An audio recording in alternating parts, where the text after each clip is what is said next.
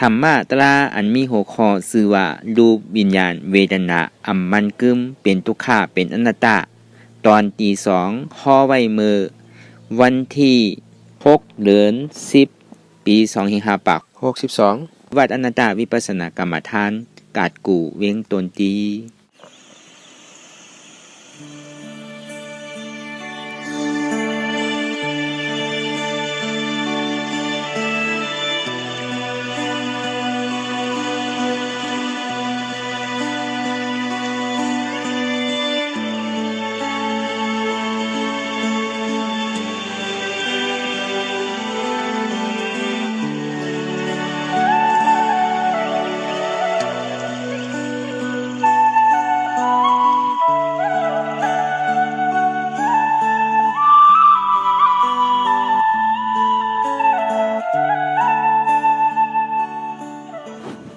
ใจสมาธิที่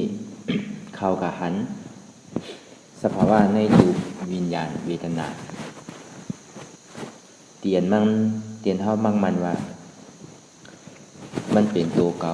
เป็นใจเก่าเป็นเจ็บเก่านั่นแหละสามเปิงในลำลองลึกคึ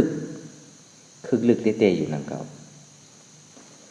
ก็เบอร์เฮ็ดให้เฮาเป็นภาวะเกิดตายเกิดในสังสารวัฏทุกขะตั้งหลังปวนมาเกิดเย้าตายเย้าเกิดนั่นอ่านอาบนับคับมันได้เย้าก็ต่อแน่ต่อถึงตั้งนานั่นก็เหมือนอย่างนั้นอย่างเก่าอ่านนับคับอะไรอย่างเก่าว่าดีเกิดดีตายดีเย้าดีสุดดีไรเนี่ยอาจารย์นี้ว่าตาสมาธิที่หานันหมานแมนซื่อใจตาสมาสังกัปปะวัวนันหมานแมนซื่อใจเนี่ยคือเฮายอแก็บมาเตียนคือเฮาป่องใจง่ายๆของเตียนมันหยาบคือเฮาป่องใจให้มันง่ายเพราะเฮาป่องใจง่ายเอาเนี่ยเฮาดีหมอพามันเป็นดอกลายตาดีพาเด็กที่ตาดีตัดไรเด็กที่ไอ้สองนี้ว่าเพราะว่าความเฮาได้ก็ห้องว่าโตเพราะว่าในปาลีได้ก็ห้องว่าดูปในสามเปิงเนี่ยในรูปวิญญาณเวทนาเตียนเฮายุ่มย้ำว่ามันเป็นตัวเก่ามันเป็นใจเก่ามันเป็นเวทนาของเก่าเนี่ยก็เพราะว่าจ้องวันหลังที่เฮายุ่มย้ำกันมานั้นเฮายุ่มย้ำซึ่งนั้นก็เพราะเฮายุ่มย้ำซึ่งนั้นแหละเนี่ยสิ่งที่เฮ็ดให้เฮามาเป็นภาวะการยุ่มย้ำซึ่งนั้นนั่นไหนมันเป็น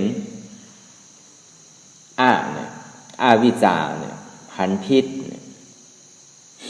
ธรรมมีหันพิษเป็นสังหละเนี่ย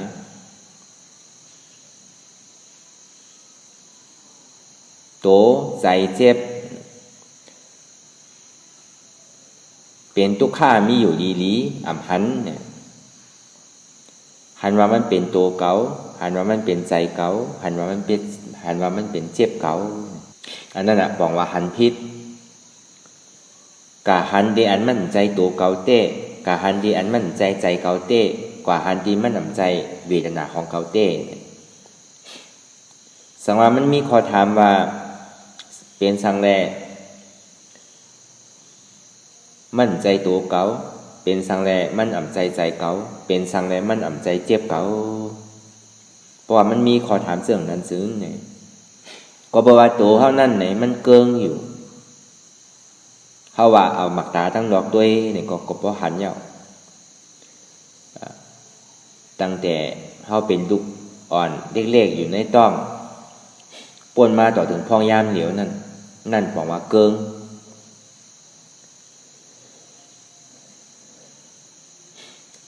ตั้งแต่1 วัน 1 เดือน 1 ปี10 เดือนเนี่ยออกมายาวเนี่ยแต่จ้าเกิด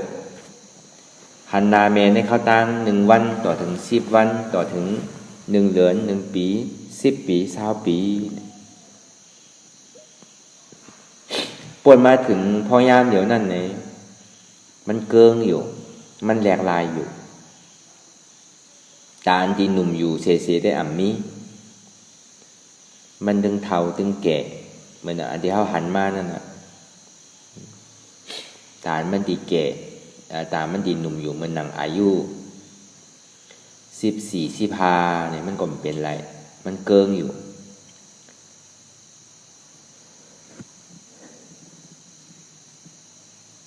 เกิงก็หาตั้งแก่เกิงก็หาตั้งเจ็บไม่ใครหนาว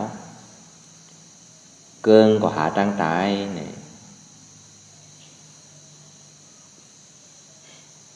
นี่คือผู้พันป่องเสียงเลี้ยงใจว่าตัวเฮานั่นเนี่ยมันใจของเฮาก็บอกว่ามันเกิงอยู่สามารถมันเป็นของเฮาอย่าบีมันเกิงคือมันเหมือนหนังอายุ14 15อยู่เสะอย่าบีมันเท่าอีปอกสามารถไม่เป็นของเฮาเต้กันนั่นมันใจของเฮาเต้เนี่ยมันถึงนี่ว่าเกิงอยู่เสะอันนี้เฮาผู้พันป่องเสียงเลี้ยงใจว่าตัวเฮานั่นก็อ่ำใจของเฮาเนี่ยก็ไม่เฮาดีมีตั้งพาเลยว่ามันใจตัวของเฮาเตะสังว่าเฮายังหักมันอยู่เฮาโกมันอยู่พอหักมันอยู่โกมันอยู่นั่นเนี่ยปองว่าคือเราเนี่ยปองว่าเฮากับมั่งมันว่ามันมีโหมันมีมือมันมีขามันมีโตมันมีหนังมีเนื้อมีเอ็นมีลูกมีใจมีตับมีปอดมีไส้มีหลีมีมามอันเนี้ยใน32อันเนี่ยอันนั้นพอเมื่อไรเฮามั่งมันว่ามันมีเนี่ยในลักษณะ32อันนั่นเนี่ยเพราะว่าเฮามั่งมันว่ามันมีเนี่ยเพราะว่ามันมีเอาเนี่ยเฮาที่หักมันเฮาโกมันเจ็บเหมือนน่ะเฮาว่ามันมีขาเนี่ยก็โกขาเจ็บโกโกนเจ็บโกหลังเจ็บโกโหเจ็บ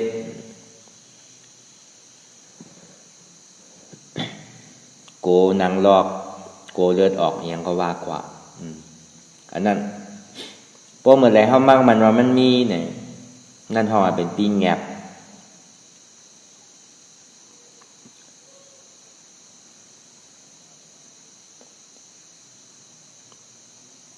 พอเฮามั่งมันว่ามันมีเนี่ยก็เก่ามีเก่าเนี่ยมันสิบ่เกิดขึ้นน่ะจุฬาเนี่ยเตียนเก่ามีเก่านั่นเนี่ยอันที่เฮามั่งมันอยู่เสะเตียนเฮาหุ่มหันบวชอยู่เสะตั้งแต่ภาวะจัดปานก่อนต่อถึงพ่อยามเดียวป้อมหู้ในตอนนี้ต่อถึงป้อตายกว่านี่ก็ซ้ำดีบวชอยู่ก้วยหนังเก่าตรงนี้ว่าในตัวขันธาจิโขเนี่ยพอดีว่าเต้พอดีว่าขันธาเนี่ยมันดิเป็นฮับเปอร์เพราะว่าในตั้งแต่ยักษ์ด้วยตั้งแต่จิโขถึงภายตีนเท่านั้นมันมีอันไรล่ะเดี๋ยวมันกึมเต้เนี่ยเพราะเขาเอาตาเนื้อตัวมันกึมเต้อันนี้เขาว่าลองบอกทนหนึ่งเนี่ยว่าลองปฐมะเงามันก่อนอันนี้เขาป่องใส่ในตัวเขานั่นเขาอุปเปิงพองงามมันไหลมันเกิงอยู่ติ๊กพอหันยาวในเขาตีเวอร์อิ่มนายจานว่ามันใจตัวของเขาเต้พอมันใจตัวของเขาเต้เนี่ยเขาก็ติ่มใครไรตัวเขาอันนี้ตั้งเยื่อนอนตั้งสุดใจว่าในปอกทนสองในทนสาวอันนี้ปองว่าอ่อนตั้งสุดก็อย่างเก่าเตียนเขามันนางวิปัสสนากรรมฐานอันว่านั่นนี่ตีได้หันตัวเจ้าเก่าตีได้หันตัวเก่าใจเขาตีได้หันเจ็บเก่าตีได้หันผีเก่าเพ้อเก่าจงนิวาเตียนมันนั่งหนกนั่งหนานั่งหันตุกข้าน้ำนั่งหรือหันเจ็บน้ำนั่นไหนเพราะว่ามันเจ็บน้ำตุกข้าน้ำไหนใจมันพ่งปิ้วมันวนกว่าทั้งในวนกว่าทั้งหนามันวนลองลุกลองล่างลองปีลองนอกมันที่มาหันเก่านั่นแหละเพราะว่าหักเก่าเนี่ยก็ที่ใดคือเอาเก่าป้นไรเปิ้นกลมป้นจำเท่าไรลูกเท่ากลมโป้เท่ากลมใจเปิ้นไรเปิ้นกลมใจเท่าไรเพราะหักตัวเท่าเต้เนี่ยก็เท่าที่ใดเอาตัวเท่าป้นน่ะ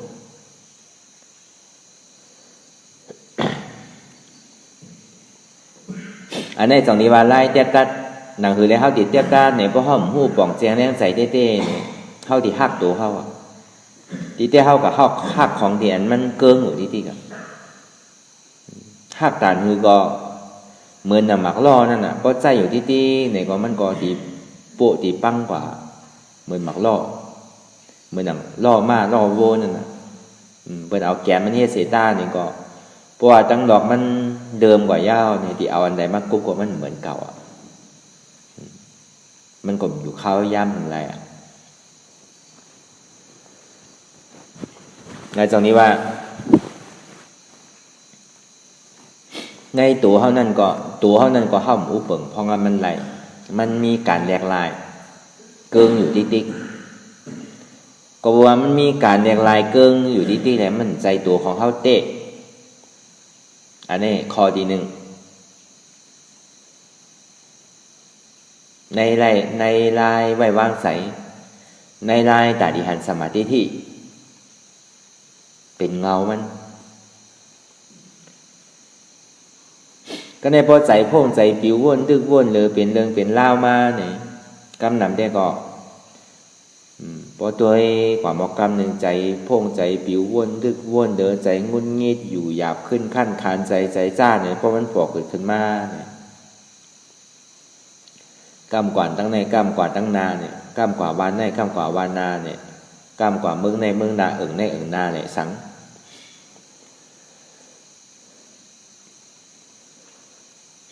ก็ในป่วนตัวย่อมาใจเนี่ยใจเขาเนี่ยก็มังปอกเนี่ยก็มันแหลกลายนิดๆหนึ่งวันอำนวยว่า1 วัน1 ชั่วโมง1ข้าว1 ยาม1 วัน 1 วง1 เดือน 1 ปีเนี่ยใจเนี่ยมันแหลกลายที่กับมันเหมือนเก่าเหมือนอันเดียวอันเก่าอันนั้นใจเดียมันพ่งบิววนลึกวนเหลือนั่นเนี่ยก็เขาลองสั่งมันตัวเขาลองอุปเปิงพองงำมันตัวสังว่ามันเปลี่ยนใจเหมือนหนังที่เขาวนเต้ๆเนี่ยเขาดีเลยอุปเปิงไรก็เปลือมันใจเหมือนหนังใจที่เขาวนเต้ๆมันมีการแหลกลายก็เปลือมันมีการแหลกลายเลยจองนี้คู่หันป่องแจงแรงใจว่าใจนั่นก็อ่ำใจของเขาสังว่ามันเป็นของเขาเต้เนี่ยเฮาที่อุปเปิงพองงำมันไหลก็เบิ่มันใจของเฮาเลยเฮาอุปเปิงพองงำมันไหลอันนี้ในใจในปฐมะเงามันส่วนนี้ว่าอันว่ามาเมื่อเช้านั่นคือผู้หันป่องแจงแรงในโตคือผู้หันป่องแจงแรงตีใจใจห้ามใจเนี่ยอันนี้เฮาว่าเอาตาเนื้อด้วยก็นำเก่าอ่ำใจตาหยาดเด้อก็ในเวลานานในบางวันบางข้าวบางย่ำเนี่ยก็บางวันเนี่ยก็เปี้ยเปี่ยวเปี้ยซื้อน่ะอ่ำกัดป่นอ่ำไม้ป่น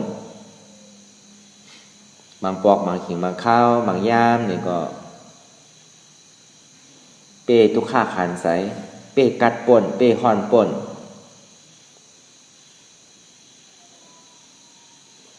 เข้าว่าบางขีบางข้าวบางย่างไว้หนึ่งก็มันจะว่าบางวันเด้อ1 วันเนี่ยมันก็แหลกหลายลูกกำกลางในเจ้ากาแต่กลางวันมาห่อเนี่ยพอลามาซ้ำกาแต่ผลซ้ำโต๊ะไงเนี่ยจะดีว่ามันใน1 วันเนี่ยก็มันพอมีการแหลกหลายบางปอกก็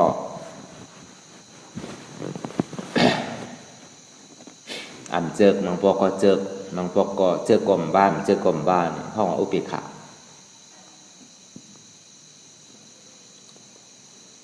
ซึ่งนิวานในเวทนา3 เปิงนั่นก็มันอ่ำอุปเปิงของมันไหลมันมีการแหลกลายสมามันเป็นเวทนาของเกาเต้เนี่ยคือมันสุขาอยู่เสอย่าบิทุกขาลาคือมันสุขาซื่อสาอันเหลียวอันนึงก้วยเนี่ยมันก็ห้ามเป็นไรก็บอกว่ามันเป็นไรนั่นในส่วนนิวานในเวทนา3 เปิงนั่นเนี่ยทุกขาปอเกิดขึ้นมาแต่ไรเซต้าเนี่ยก็เขาอย่าบิโกก็ว่าทุกข้านั่นก็อ่ำมันกึมหนังเก่าจอนี้ว่าอย่าปีโกทุกข้านั่นก็ในสุขาปอเกิดขึ้นมาเนี่ยก็อย่าปีโจมเถอเนี่ยก็ว่าสุขานั่นก็อ่ำมันกึมหนังเก่า มันมีการแยกลาย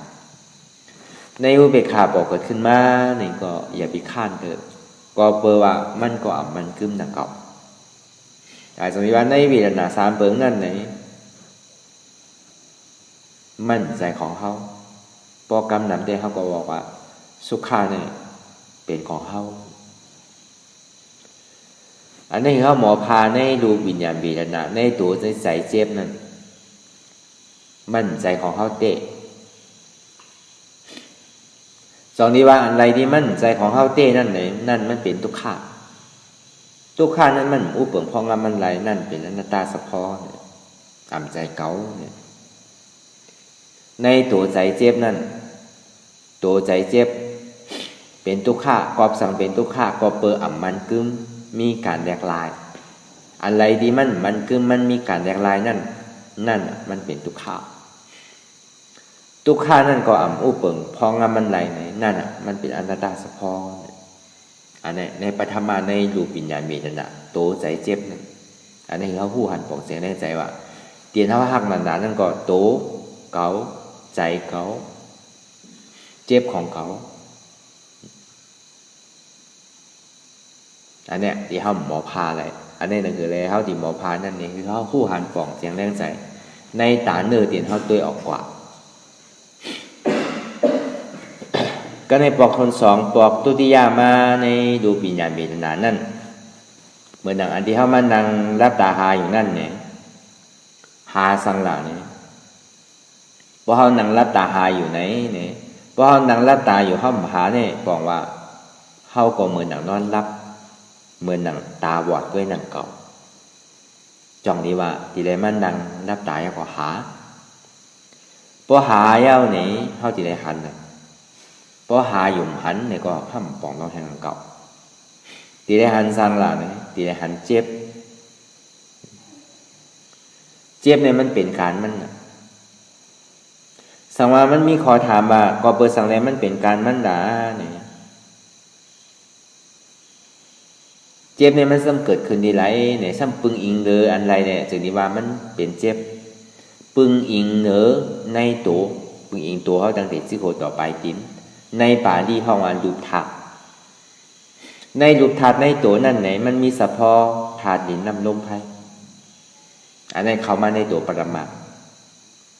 ในปฐมาในตุติยะบอกคนสองอันเมื่อเจ้าเนี่ยเป็นตาเนื้ออันนี้เป็นตาหยาตาปิญญา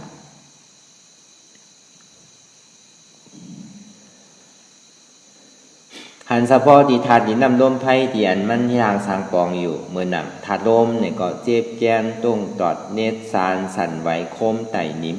ในเป็นถาดลมค้อนไม้กัดหนาวในเป็นถาดไฟนักวาวอ่อนแข็งในเป็นถาดลิ้น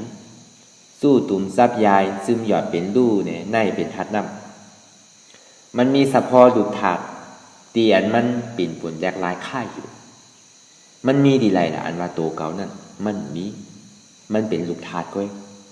ลูกถาดบอกว่าหางหลาเนี่ยมันเป็นสะพอถาดดินน้ำลมไพ่ก้อยพอถาดตัวนี้แตกกว่าเย้าเนี่ยเพราะว่ากระแตอันใหม่ขึ้นเนี่ยก็ซ้ำกับเป็นถาดใหม่ขึ้นก้อยหนังเก่ามั่นใจตัวของเขาเตะแต่ตรงนี้ว่ารู้ยุ่มย้ำว่าในลูกถาดในตัวนั่นไหนมั่นใจของเขามันเป็นสะพอถาดดินน้ำลมไพ่มีที่ไรละอันที่ว่ามันเป็นของเขาเนี่ยมันเป็นสะพอถาดดินน้ำลมไพ่ที่อันพ่อว่ารูปถาดรูปอันนั่นบอกว่า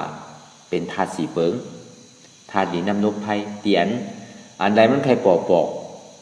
กำเจ็บปอกกำแกนปอกกำค้อนปอกกำกัดปอกเนี่ยอุเปิงพองงามมันไหลค้อนอันเดียวเลยอย่าไปกัดก่อมบานไหลกัดอันเดียวเลยอย่าไปเจ็บในก่อมบานไหลแกนอันเดียวเลยอย่าไปต้งในก่อมบานไหลก็บอกว่ามันก็ตึงเหตุการณ์ของมันอยู่ที่ติ๊กนั่นน่ะมันก็กว่าที่ติ๊กนั่นน่ะป้อมือไหลเข้ากับมักมันว่ามันเป็นเจ็บเก่าเนี่ยก็เปิดเข้ากับมักมันหมายไว้ว่าเข้ามักมันเย้าอ่ำผาเข้ากับอุบเปิงว่ามันเป็นเจ็บเก่านี่มันก็ซ้ำเจ็บขึ้นที่ติ๊กนั่นจองดีว่ามั่นใจของเขาเต้อันที่ก็ยึดว่ามันเป็นตัวเก่านั่นเป็นอัตตานั่นเป็นเก่านั่นน่ะที่ก็ยึด ตีเต้มั่นใจเก่านั่นอันนี้คือเขาบอกแจ้งแรงใจว่าในรูปธาตุในตัวนั้นมั่นใจของเขามันเป็นเฉพาะธาตุที่นำลมไพ่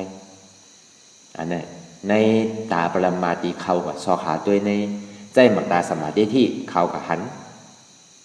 ว่ามันเป็นเฉพาะธาตุที่นำลมไพ่ก็ในประมาณที่ใจในใจที่อันกับหู้จักนั่นเนี่ยมันมีเฉพาะใจที่กับหู้อันใจกับหู้นั่นเป็นนามเป็นวิญญาณกับหู้จักว่ามันเจ็บแกนตรงตอดเนตรซานสั่นไหวไม้กัดอ่อนแข็ง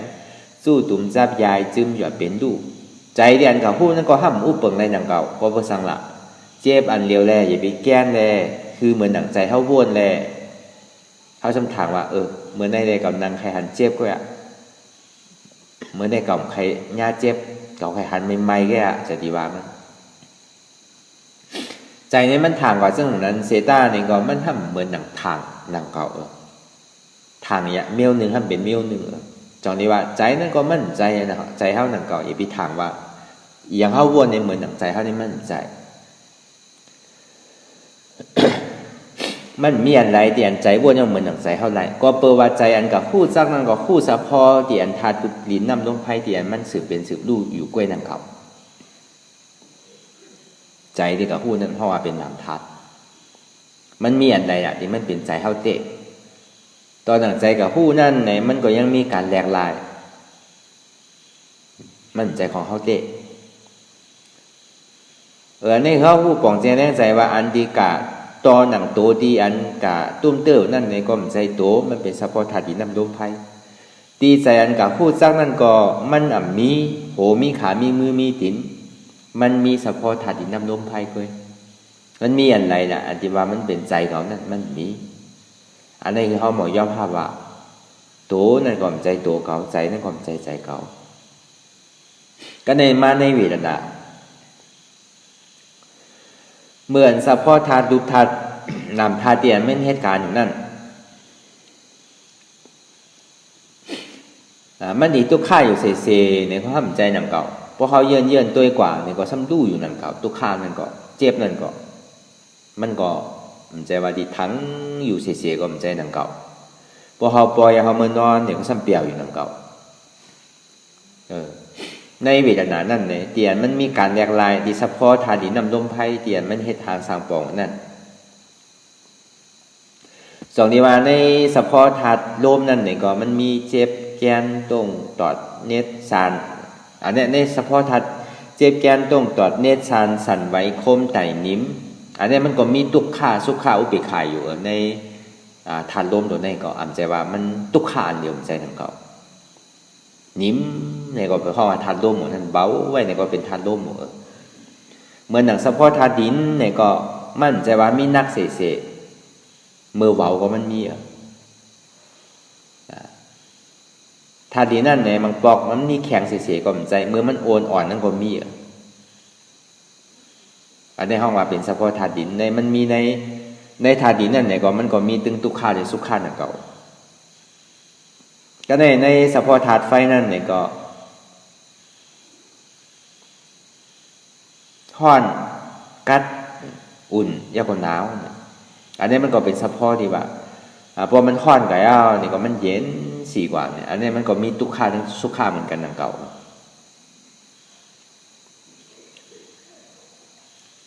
เหมือนหนังกัดสันเนี่ยมันพอมันกัดมันสันเพราะกัดสันสุดเสียงกว่าเนี่ยห้ามอุ่นไว้นี่ก็มีอยู่อาจารย์ดีว่าในเฉพาะธาตุไฟนั่นเนี่ยก็มันก็มีถึงทุกขาและสุขาพอดีเข้ากับลึกๆด้วยเนี่ยในธาตุลมนั่นก็ในธาตุน้ำในเนี่ยก็จู้ตุ้มยาก็จึมหยอดยาก็เป็นดูจับยายเมื่อมันจับในตุกเมื่อมันยายกว่าซ้ำเสื้อสาใจกว่ากำหนึ่งเนี่ยแต่พอมาตัวลึกๆตัวเนี่ยในเฉพาะธาตุน้ำลมไฟนั่นเนี่ยอันหนึ่งยาวอันหนึ่งที่มันเฮ็ดทางสร้างปองนั่นเนี่ยก็มันก็มังปอกทุกขะมังปอกสุขะมังปอกอัมทุกขะอัมสุขะเหมือนเฉพาะดุจธาตุนำทายให้การนั่นจงนี้ว่าหันถึงการแยกลายมันกำเดียวว่าใจเดียนกับผู้จักนั่นใจหันเป็นรูปใจผู้เป็นนามใจภาพไรนั่นเป็นเวทนา ใจว่างไรนั่นเป็นธรรมะเพราะเขาว่างไรเนี่ยมันเป็นธรรมะนั่นแหละเพราะว่างไรเนี่ยก็เป็นอนัตตากำเนิดนั่นแหละเพราะเขาว่างไรเนี่ยก็ขึ้นเป็นอัตตาขึ้นเป็นอวิชชาขึ้นนั่นทำมีอัมพันธ์ทำใจอัมพูเนี่ยขึ้นดังเก่าเพราะเขาว่างแล้วเนี่ยก็ทำมีหันทำใจหู้เนี่ยมันจะดีว่าเป็นสมาธิที่สมาสังกัปปะจนที่ว่าในเวทนานั่นเนี่ยก็เหมือนมันพูดจากรูปธาตุนามธาตุในรูปในนามให้กันนั่นเนี่ยก็มันก็มีการแหลกหลายบางปอกก็ทุกขะบางปอกก็สุขะบางปอกก็เปรี่ยวบางปอกก็เจิกใจบางปอกก็อ่ำเจิกใจบางปอกก็ป้อใจบางปอกก็อ่ำป้อใจเนี่ยมันดีมีตั้งค่าว่าป้อใจอ่ำป้อใจเนี่ยพอเมื่อมันเป็นเรื่องนั้นนั่นเนี่ยอันนั้นมันพอหันถึงว่ามันมีการแหลกหลายตรงนี้ว่าในเวทนานั่นก็อ่ำมันกึมหนังเก่าอ่ำอุปเปิงไรหนังเก่าอะไรที่มันอุปเปิงไรนั่นมันเป็นอนัตตาสัพพอเหมือนเฮาว่างเป็นอนัตตาสัพพอไรนั่นเนี่ยเฮาว่าเป็นธรรมะรูปวิญญาณเวทนาเนี่ยพอเฮาว่างไรเนี่ยก็เป็นอนัตตาอนัตตาก็บอกว่าธรรมะธรรมะเนี่ยก็บอกว่าอนัตตาธรรมะเนี่ยบอกว่าทุกขะทุกขะนั่นก็บอกว่าอนัตตาพอเฮาโกมันเนี่ยเฮาห่มโจมมันเนี่ยก็บอกว่าเฮาติไล่มันในนั่นน่ะพอเฮาห่มโจมมันเฮาโกมันเนี่ยก็บอกว่าเฮาติ่มไล่มันในนั่นน่ะตรงนี้ว่ากำนำได้เฮาโกเจ็บโกทุกขะพอยิงเฮาโกเจ็บยิงเฮาโกทุกขะเนี่ยก็ตาเฮาติไล่มันเนี่ยมีอ่ะตาเฮาติปองใจเนื้อมันได้ก็มีอ่ะก็เพราะเฮาก็บ่โกมันนั่นเนาะก็กะพอเฮาโกมันห่มโจมหาบอยู่ติ๊กๆว่างอยู่ติ๊กๆเนี่ยก็เฮาติพูดลองมันเฮาติไล่มันอันนี้ลำลองเลยเปิ้ลอันนี้ในตุติยะปอกกรรมที่ในตาปรามาสเข้ากว่าหันก็ในจากนี้ว่าตัวคือหันในตัวอันนี้ปอกกรรมนึงสุดตัวคือหันปฐมตุตาติยะในตาติยะปอกนึงสุดตัวคือหันในตัวเดียวมันมีสัพพะธาตุนำลมไพ่คือหันในมันเนี่ยหันถึงว่ามันมีการแหลกลายมันสืบเป็นสืบลูกอันนี้บอกว่าหันในมันตัวใจหันในใจเดียนกับพูดจักว่ามันเจ็บแก้นตรงตอดในสารนั่นไหนก็มันมีการสืบเป็นสืบลูกตัวใจหันในใจตัวเวทนาคือหันในเวทนาทุกข้าที่มันปกเกิดขึ้นมานั่นไหนก็อันใดเสียนอันที่มันปกเกิดขึ้นมานั่นไหนก็มันก็มีการแหลกลายมันกึมตรงนี้ว่าตัวคือหันในตัวใจหันในใจตัวเจ็บคือหันในเจ็บ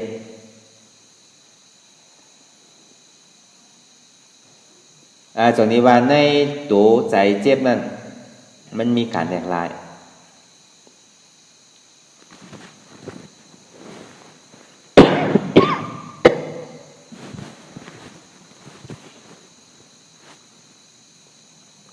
อันใดที่มันมีการแหลกลายนั่นไหนนั่นมันเป็นทุกขะ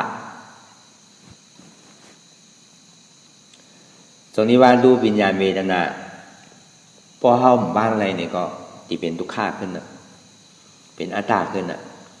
รูปวิญญาณเวทนาในพอเฮาว่างอะไรเนี่ยก็เป็นอนัตตาพอเฮาบ้างอะไรเนี่ยก็เป็นอัตตาอันเฮาบ้างอะไรเนี่ยเฮาหยุ่มยาว่ามันเป็นตัวเขาใจเขาเจ็บเขาพอหยุ่มยามาตัวเขาใจเขาเจ็บเขานั่นไหนเฮากับหยุ่มยามที่อันมันมีมันเกิดดีไรมันอุปเปิกพองมันไรอันนั้นเตียนมันอุปเปิกพองมันไรมันเกิดดีไรนั่นไหนนั่นมันเป็นทุกข์เฮาก็เอาของทุกข์งานจงนิวานลอกไล่ตาที่ว่างไรนั่นไหนมันใจตัวเก่าใจเขาเจ็บเขาก็ว่าตัวเขานั้นมันมีการแหลกหลายอันนี้ว่ามากเหมือนเจ้าเตียนตาเนื้อตัวแดดตาในตัวเขากว่าถึงตัวดังดอกคือเขากว่าถึงดังในนั่นก็ได้พอมาหุบซุ่มมัวๆเซ็งๆไหนตัว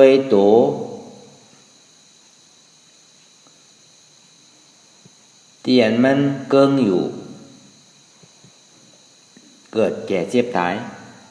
โตเตียนเป็นสะพอเจ็บแก้นตรงตอนในสารเป็นสะพอธาตุนำลมไพ่อยู่ ด้วยเข้าไปลึกๆใน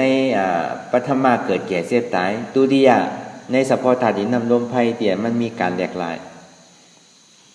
ในตาที่อยากบอกทนสามในเข้ากับหันถึงเฉพาะเตี่ยมันมีการแหลกหลายในบอกว่าหันเฉพาะมันเตะว่ามันใจตัวเขามันเป็นเฉพาะรูปธาตุในเฉพาะรูปธาตุนั่นไหนก่อนมันยังมีการแหลกหลายใจว่ารูปธาตุนี่มันมีอันหนึ่งอันเดียวใจมันก็มีการแหลกหลายนะเขาจนที่ว่ามันเป็นธาตุดินน้ำลมไฟนั่นนะกำเนิดตัวใจมังขิงมังข้าวมังยามเนี่ยก็ทุกข้าเสื้อสาใจสุข้าเสื้อสาใจเตียนตาเนื้อตัวกว่าเหมือนกันในปฐมาในใจนั่นในตุติยปอกทนสองในใจดีกับพูดจักว่ามันเจ็บแกนตรงตอดในสารนั่นเฉพาะที่ธาตุดินน้ำลมไฟที่อันมันมีการแหลกลายนั่นในเฉพาะธาตุดินน้ำลมไฟที่อันใจกับพูดนั่นคือหันในมันเนี่ยคือหันในใจนั่นในใจนั่นก็มันมีการแหลกลายปิ่นบุญแหลกลายเกิดดีไรก็ในเวทนาเนี่ยตาเนื้อดีตัวกว่าเมื่อเจ้านั่นบางวันก็สุขะบางข้าวก็สุขะทุกข้าเนี่ยอันนี้ห้องว่าตาเนื้อก็ในตุติยะบอกคนสองเตียนเฉพาะธาตุดินน้ำลมไฟเดียไม่ให้ยากสามปองนั่นเนี่ยบางปอก็ทุกข้าบางปอก็สุขะบางปอก็เจิกเจิกพอใจพอใจนั่นน่ะมันบ่มีการแหลกหลายก็ในตัวเวทนาคือหันในเวทนาหันเฉพาะในเวทนานั่นไหนก็มันมีการแหลกหลายก็บอกว่ามันมีการแหลกหลายแหละจองที่ห้องว่าดูวิญญาณเวทนาเป็นทุกข์ก็บอกทางแหละดูวิญญาณเวทนานั่นเป็นทุกข์ก็บอกว่ารูปวิญญาณเวทนาโตใจเจ็บมันมันกึมมันสืบเป็นสืบรูปห้องว่ามันเป็นอนิจจ์เป็นรูปพอกรรมหังซาก็เกิดตายก็บอกว่ามันเป็นรูปเกิดตายเย้าในจอดที่ห้องว่าเป็นทุกขาหลงเป็นกองทุกขาหลง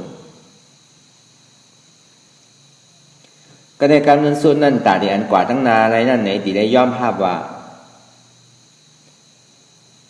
ก็เปว่ามันคือมันเป็นทุกขะก็เปว่าทุกขานั่นอุปงพองมันไหลใจตัวเก่าใจเก่าเจ็บเก่าก็เปว่ามันใจตัวเก่าใจเก่าเจ็บเก่านั่นแหละมันจะดีว่าเป็นทุกขะ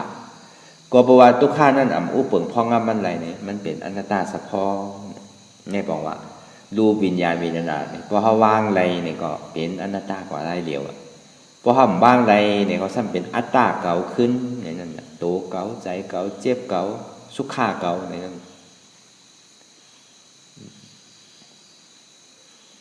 อันนี้พอเขาว่างอะไรเนี่ยก็เป็นอนัตตากว่าไรเดียวในตรงนี้เขาว่าเป็นสมาธิที่ตั้งหันในหันจือใจยาวตั้งวนในวนจือใจยาวแต่ตรงนี้ที่มีหมักตาสองขอนนั่นเป็นก้อหันเป็นก้อหาเป็นก้อหันเป็นก้อวนก้อหนึ่งจอยหาก้อหนึ่งจอยวนก้อหนึ่งจีเนเซนต้านก้อหนึ่งซ้ำกับหันเต้เนี่ยมันดีได้ปึงอิงกันสองเปิงนั่นพอหันดีได้วนพอวนดีได้หันเนี่ยพอหันอยู่วนก็ทำได้นั่นเก่าหันอยู่ว่ามันเป็นทุกข์โตเนี่ยหันอยู่ว่าใจนี่เป็นทุกข์หันอยู่เจ็บเนี่ยเป็นทุกข์กวยกาซ้ำวนว่างว่าทุกข์เนี่ยใจเก่าใจเก่าใจเจ็บเก่าอุปเปิงพองมันไหลมีโตมีใจมีเจ็บเป็นอนัตตาเฉพาะเว้ยมันอุปเปิงเพราะงั้นมันไหล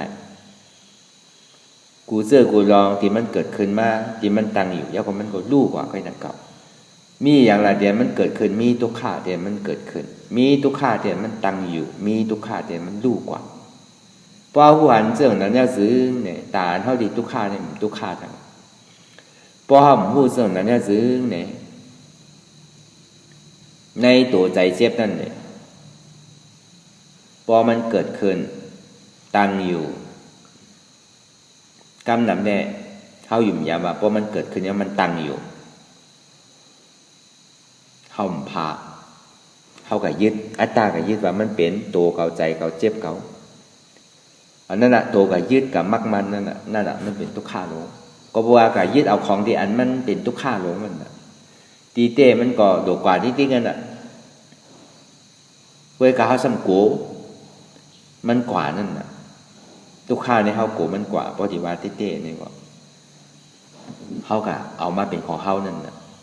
เพราะเมื่อใดเฮามาเอาเป็นของเฮาเนี่ยก็มันก็ถึงเป็นทุกขาที่กันลำยาวอำสุดอำเฮบอกมันกว่าแล้วเกิดขึ้นตั้งอยู่ดูกว่ามันก็ฮู้กว่าซึ่งนั้นเพราะเมื่อใดฮู้หันป่องแสงแรงใสซึ่งนั้นแนวนี่แน่เฮาฮู้จักสัมมาทิฏฐิเฮาฮู้จักสัมมาสังกัปปะ